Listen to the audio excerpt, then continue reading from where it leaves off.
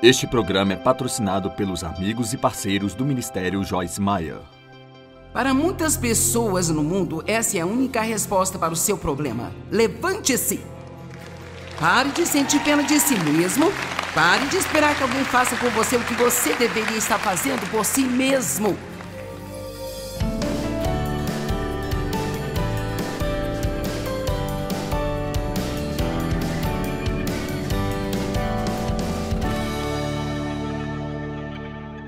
Eu comecei algo há cerca de 1 ano e é que eu queria fazer uma série sobre as minhas escrituras favoritas na Bíblia. E, para ser honesta, pode ser uma série sem fim, então eu vou ter que parar em algum lugar. Então eu decidi que hoje terminarei. Assim eu estou finalizando, e então todos nós temos escrituras, penso eu, que realmente impactaram as nossas vidas. Não apenas as escrituras que você gosta, gostamos de todas, amamos todas, todas significam algo para nós. Aquelas escrituras que você diz, cara, quando eu tomei posse disso, quando Deus revelou isso a mim, isso foi algo realmente grande e transformador para mim. E assim eu tive muitas dessas durante os 42 anos que eu tenho ensinado, e então eu vou compartilhar coisas que espero que ministrem algo para você. Uma das primeiras escrituras que eu me lembro que Deus realmente falou ao meu coração está em 1 Pedro 5, 8 e 9, na tradução amplificada. E aqui diz, sejam bem equilibrados, moderados e sóbrios de mente, sejam atentos e cautelosos em todo o tempo, pois o seu inimigo o diabo vagueia como leão que ruge com fome feroz, procurando por alguém a quem ele possa devorar. Para ser honesta, já tem cerca de 5 mensagens apenas nesse trechinho aqui. Seja bem equilibrado. Estar fora de equilíbrio em nossa vida, em qualquer área, vai abrir uma porta para o inimigo. Se você não passar tempo suficiente com a sua família, se você ficar fora demais e não separar algum tempo para semear em seus relacionamentos, isso vai abrir uma porta para o inimigo e haverá muitos problemas na família. Se você é muito egoísta, isto vai causar problemas. Mas se você nunca passar tempo suficiente consigo mesmo, não cuidar de si próprio, isso vai causar problemas. E você pode olhar para 1000 áreas diferentes e ver como o equilíbrio é importante. E nós ouvimos muito sobre fazer refeições equilibradas. Assim, então, nesta área, Deus está nos mostrando que nós precisamos de proteínas, precisamos de carboidrato, precisamos disso, precisamos daquilo, precisamos ter equilíbrio em nossas vidas. E, no entanto, eu acho que a maioria de nós percebe que nós, os americanos em particular, e provavelmente outras culturas no mundo ocidental, nós realmente saímos muito do equilíbrio, sabe? Amém? Por exemplo, muitas pessoas trabalham demais e não descansam o suficiente. E então há muitas pessoas que não dormem o suficiente. Bem, isso vai te causar problemas? Então eu só quero que você perceba que se você estiver fora de equilíbrio em qualquer área de sua vida, o inimigo vai aproveitar-se e tirar vantagem. Se você fala demais, está fora de equilíbrio, mas tem pessoas que não se comunicam, isso também está fora de equilíbrio? Quantos entendem o que eu estou dizendo, sabe? Nós precisamos de equilíbrio em nossas vidas, e equilíbrio é como... As pessoas sempre me perguntam como você mantém os seus horários e escreve os seus livros e tem uma família. Eu tenho 4 filhos, 11 netos, 2 bisnetos pequenos. Como você, é o que eles perguntam, como você mantém suas prioridades alinhadas e como você mantém o seu equilíbrio? E sabe o que eu aprendi a dizer? Eu estou sempre alinhando-os. Em outras palavras, você não apenas se equilibra e fica lá, porque sabe, o diabo adora o excesso. Ele sempre nos tentará ser excessivos de uma maneira ou de outra. Tipo, você pode gastar muito dinheiro consigo mesmo, mas então, se você nunca gasta dinheiro com você mesmo, qualquer um causará problemas. Então eu acho que nós devemos fazer um inventário sobre o equilíbrio de vez em quando e devemos apenas tirar algum tempo, passar um pouco de tempo com Deus e simplesmente perguntar, eu estou fora de equilíbrio em qualquer área da minha vida? Talvez você esteja assistindo muita TV, não passando tempo suficiente com a palavra de Deus, ou, sabe, talvez haja tantas coisas diferentes em que podemos pensar. Eu quero sugerir a você que quando você ficar infeliz, estiver tendo muitos dias ruins e muitos dias tristes e muitos dias com raiva, verifique se você não está fora de equilíbrio em alguma área da sua vida. Porque muitas vezes tem alguma coisa que precisa ser ajustada. Na verdade, eu aposto que enquanto eu estou aqui falando sobre isso agora mesmo, eu aposto que tem muitas pessoas aqui hoje que, se realmente eu perguntasse em que área você está fora de equilíbrio na sua vida, você poderia levantar a mão e me dizer rapidinho. Não importa o quanto de Jesus você tem em sua vida, você não pode quebrar suas leis naturais e esperar que tudo funcione bem na sua vida. Não importa o quanto você orar para se sentir bem, se você não descansar, você não vai ficar bem. Não importa o quanto você orar para se sentir bem, se você não dormir, você vai ficar mal. Não importa o quanto você orar para ser feliz, se você não tirar tempo para relaxar, se divertir e rir e fazer coisas que você gosta, coisas que te alegram, você não será feliz. Então nós temos que ser equilibrados em nossa vida, e esta escritura me diz que se eu não for equilibrada, então eu estaria abrindo a porta para o inimigo, o qual anda ao derredor. Ele vagueia como um leão que ruge com fome feroz, procurando alguém a quem possa devorar. Ele não pode devorar ninguém. Mas se tem uma pessoa que ele pode devorar, é alguém que está fora de equilíbrio em sua vida. Eu acho que subimos a outro nível quando não estamos apenas fora de equilíbrio, mas quando sabemos que estamos. Vamos lá, todos vocês que levantaram a mão. Nós estamos fora de equilíbrio e sabemos que estamos e não fazemos nada sobre isso. Eu posso dizer isso pelos muitos e muitos anos em que eu trabalhei muito duro e fiz isso em nome de Jesus. Mas eu ainda terminei ficando exausto e ficando doente e pagando por isso. E não importa o quanto de Jesus você tenha, você ainda tem que ter equilíbrio em sua vida ou o inimigo vai entrar e causar problemas. Amém? Diz, sejam atentos e cautelosos de vez em quando. Não, ele diz em todo o tempo. Em todos os momentos. Verso 9, resista a ele, seja firme na fé, e essa é outra das minhas escrituras favoritas. No seu início, eu tiro algumas coisas da amplificada que eu não tiro em mais nenhum lugar. E eu gosto disso quando eu resisto ao diabo no instante em que ele começa comigo. Quando eu resisto ao diabo desde o seu início. Sabe, não espere até ter alguns problemas profundamente enraizados antes de decidir, esse é o diabo, ele é um mentiroso e acha que é melhor resistir a ele. Não, no instante em que o diabo mentir para você, diga, você é um mentiroso. No instante em que ele tentar você, é quando você diz não. Nós precisamos lidar de forma mais violenta com a tentação, em vez de simplesmente dizer, eu não queria ser tentado. Você pode desejar o que quiser, mas você vai ser tentado. Então, o que nós precisamos é ficar um pouco violento com isso. O que Jesus disse? Se o seu olho te faz pecar, arranque-o. Se a sua mão te faz pecar, corte-a. Bem, obviamente ele não quer que você arranque o seu olho e corte sua mão, mas o que ele está dizendo é que se você está tentado a olhar para as coisas que você não deve olhar, corte isso. E se você está tentado a fazer coisas com as mãos que não deveria fazer, então corte esse pecado. Trate o pecado violentamente, diga não e faça isso no início do ataque do inimigo, porque quanto mais você o deixar governar em sua vida, mais difícil será livrar-se dele.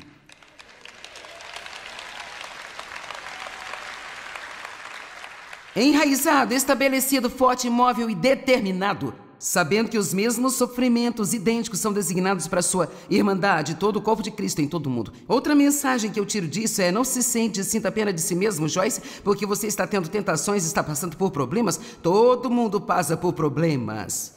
Amém? Tudo bem. Tenha um pouco de equilíbrio em sua vida, isso irá ajudá-lo. Agora, provavelmente, esta não é apenas uma das minhas favoritas. Esta é como uma das minhas super favoritas. Então, João capítulo 5, os primeiros 8 versos. Mais tarde, houve uma festa judaica, um banquete para o qual Jesus subiu a Jerusalém. E há em Jerusalém um tanque perto da porta das ovelhas. Este tanque em aramaico se chama Betesda, e ele tem 5 entradas chamadas alcovas, colunas ou portas. Então, eu quero que você visualize isso. Aqui está um tanque E aparentemente não tem apenas uma entrada, tem 5 entradas diferentes em volta desse tanque. E nessas 5 portas, ao lado desse tanque, havia um grande número de pessoas doentes.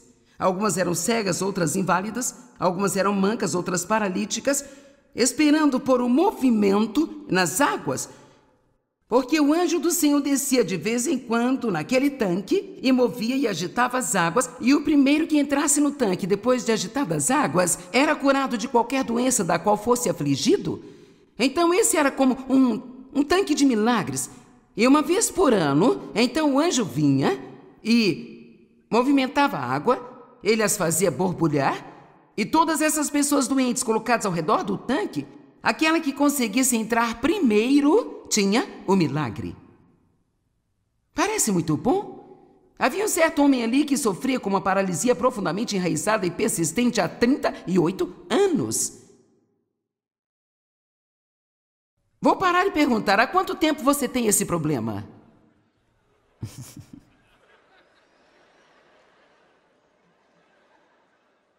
E quando Jesus viu que ele estava deitado desamparado, agora você sabe que Jesus era o máximo da compaixão, não é?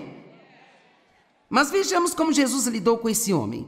Quando Jesus viu que ele estava deitado desamparado, sabendo que aquele homem estava há muito tempo naquela condição, ele lhe perguntou: "Você quer ser curado?" Interrogação. Que tipo de pergunta é essa? E depois, então ele ainda vai mais longe. Você realmente está empenhado em ficar bem? Uma outra pergunta. Então, realmente, em essência, Jesus está dizendo a esse homem, que está deitado ali há 38 anos esperando por um milagre: você realmente está decidido a superar todos esses problemas? Então, talvez eu deva parar por um minuto e perguntar para vocês aqui hoje, e a todas essas pessoas maravilhosas assistindo pela TV: você realmente quer superar os seus problemas? Você quer superar os seus problemas o bastante para fazer a sua parte? Você é sério o suficiente para superá-los? E o que quer que Deus mande você fazer, você está realmente disposto a fazê-lo? Se Ele dissesse que você precisa parar de andar por esse caminho, você faria isso? Sabe, alguns de vocês a vida mudaria se você apenas mudasse de amigos.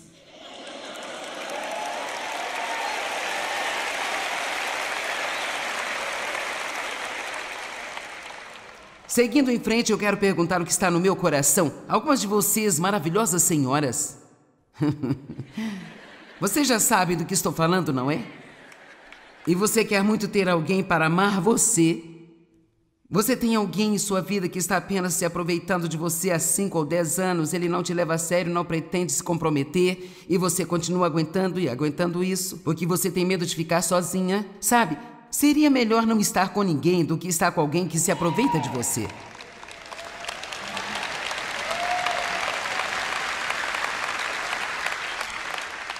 Agora veja, eu posso fazer tudo que estiver ao meu alcance hoje e ser muito direta, porque estou saindo daqui em alguns instantes e quando eu voltar, tudo que eu disse que você não gostou, você já terá me perdoado.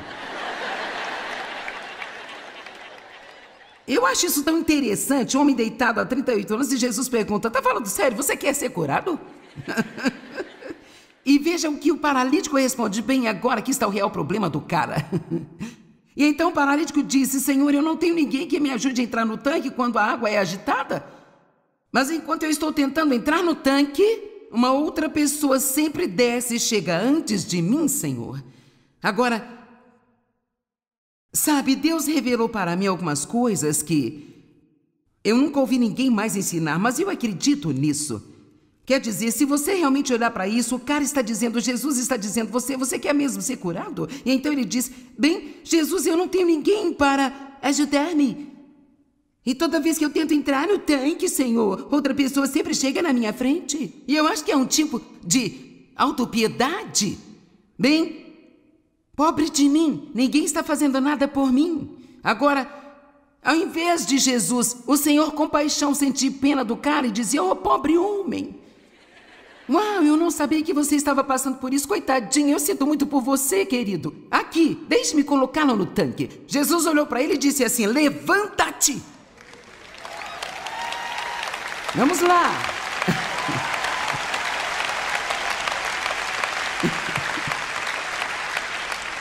E você vê esse ponto de exclamação aqui? Eu acho que ele falou alto nesta hora. Levanta-te! E sabe de uma coisa? Há um monte de pessoas no mundo para quem essa é a única resposta ao seu problema. Levanta-te! Pare de sentir pena de si mesmo. Pare de esperar que alguém faça por você o que você deveria estar fazendo por si mesmo.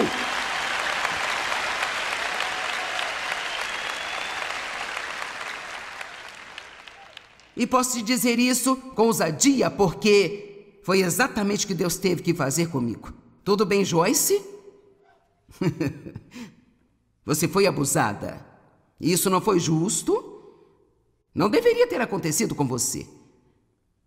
É a razão pela qual você tem alguns dos problemas que você tem, mas não deixe isso se tornar uma desculpa para ficar assim.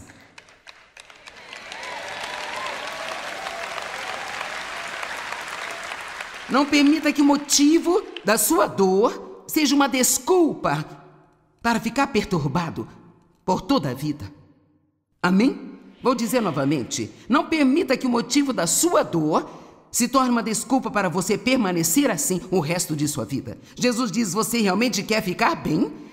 Você está falando sério sobre ficar bem? E olha, se você tiver uma grande bagunça em sua vida, ficar bem não vai ser fácil, mas vai ser muito melhor do que você ficar por mais 38 anos esperando que alguém venha e faça por você o que você pode fazer por si mesmo.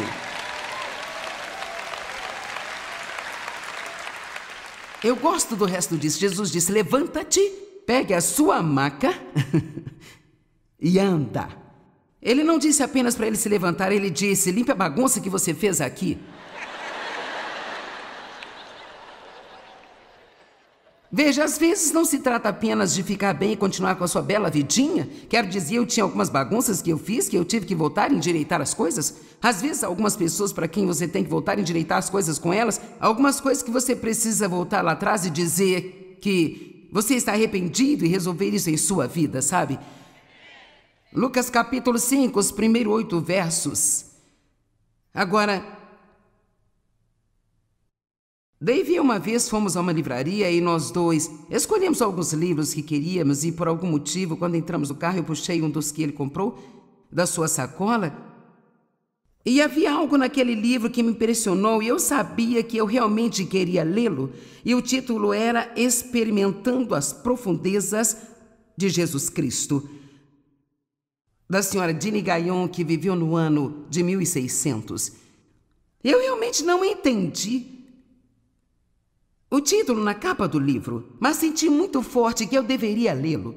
E então eis que, nos próximos dias, eu não apenas comecei a ler o livro, mas então eu passei pelo capítulo 5 de Lucas na Bíblia e está falando sobre ir para as águas profundas e se preparar para a pesca. Sabe, você meio que sabe quando Deus está tentando chamar sua atenção para algo, não é mesmo? Quando Ele está, você ouve isso no púlpito, você ouve no rádio, você vê isso na TV, você recebe pelo correio. É tipo, certo, Deus, eu não vou ser tão burro. 4 confirmações, eu sei que você está tentando dizer-me alguma coisa, ok? E então, e assim, este livro que ela estava escrevendo foi realmente como que um dos meus primeiros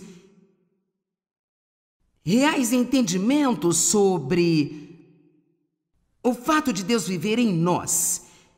E não vou dizer que nunca ouvi isso, eu frequentei algumas boas igrejas, mas eu simplesmente não estava entendendo do jeito que ela estava trazendo isso, que Deus mora em nós e nós podemos falar com Ele silenciosamente. Cada oração não precisa ser uma oração verbal que nós oramos em voz alta, e ela realmente estava falando sobre viver uma vida mais profunda e realmente aprender a viver de dentro para fora, sendo liderado pelo Espírito ao invés de ser liderado por nossa carne. E sabe, Jesus disse que nós devemos nos enraizar profundamente em seu amor e nós devemos estar enraizados profundamente nele. E assim a Bíblia nos fala muito sobre ir um pouco mais profundamente, e para mim isso significa aprender a andar pelo Espírito ao invés de andar pelo que eu penso, pelo que eu quero e como eu me sinto.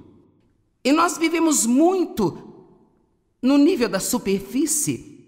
Nós vivemos muito com base em isso é o que eu quero, e Deus é isso que eu estou pedindo para você me dar, e nós baseamos muito em como nos sentimos, em como nós pensamos e em como as coisas se parecem. Quantos concordam comigo? Nós nos baseamos muito nesse reino exterior e isso é realmente chamado de carne. E Deus não quer que andemos de acordo com a carne, Ele quer que caminhemos no Espírito. Isso significa que devemos realmente prestar muita atenção ao que está no nosso coração e no que sentimos que o Espírito Santo está nos levando a fazer. E adivinha o que? Se a carne não está concordando, então o Espírito deve vencer. E se a carne não gosta, então ela tem que sofrer e superar isso, porque Deus, Ele precisa seguir o seu caminho se realmente quisermos ser felizes em nossas vidas. Então, tendo dito isto, Lucas capítulo 5, os primeiros 8 versos, certo dia, enquanto as pessoas comprimiam Jesus para ouvir a mensagem de Deus, ele estava de pé junto ao lago de Genezaré, o mar da Galileia. E ele viu 2 barcos arrastados pelo lago, mas os pescadores tinham descido deles e estavam lavando as suas redes. E entrando numa das embarcações a que pertencia a Simão Pedro, ele lhe pediu que o afastasse um pouco para longe da praia. Então ele se sentou e continuou a ensinar a multidão de pessoas. E quando ele parou de falar com o povo, ele se virou para Simão Pedro e ele disse: vá para as águas mais profundas e lance as suas redes para a pesca. Agora, alguns de vocês estão esperando um bocado de bênçãos em sua vida. Para você não haveria nada melhor. Você gostaria muito se o maior caminhão de carga da cidade viesse, parasse na sua porta e simplesmente enchesse a sua casa de bênçãos. E Jesus está dizendo aqui que se você quiser isso, você terá que ir para os lugares mais profundos. Vá para o lugar mais fundo e lance a sua rede para a pesca. E Simão Pedro respondeu: Mestre, nós trabalhamos a noite toda de forma exaustiva e não pegamos nada em nossas redes. Então o que ele está dizendo? Jesus, nós estivemos pescando a noite toda e estamos muito cansados. E nós paramos agora e lavamos essas redes, e esse é um grande trabalho, Jesus. E em essência, Pedro estava dizendo: eu não acho que isso seja uma boa ideia. Acho que não vai funcionar e eu não sinto vontade de fazer isso. Mas agora veja a próxima coisa que ele diz: mas com base na tua palavra. Eu amo isso. Mas com base na tua palavra eu vou lançar as redes no mar novamente. Então ele está dizendo: eu não quero, eu não acho que seja uma boa ideia e francamente não acho que vai funcionar. Mas se é isso que você diz para eu fazer, é o que eu vou fazer. Agora deixa eu te dizer, quando você decidir viver nesse nível, você também pode se preparar para uma carga de bênçãos em sua vida.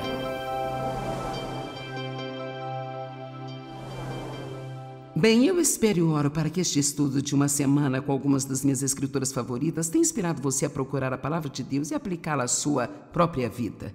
A palavra de Deus é tão cheia de poder que você ficará espantado com as mudanças que você verá em sua própria vida. O dia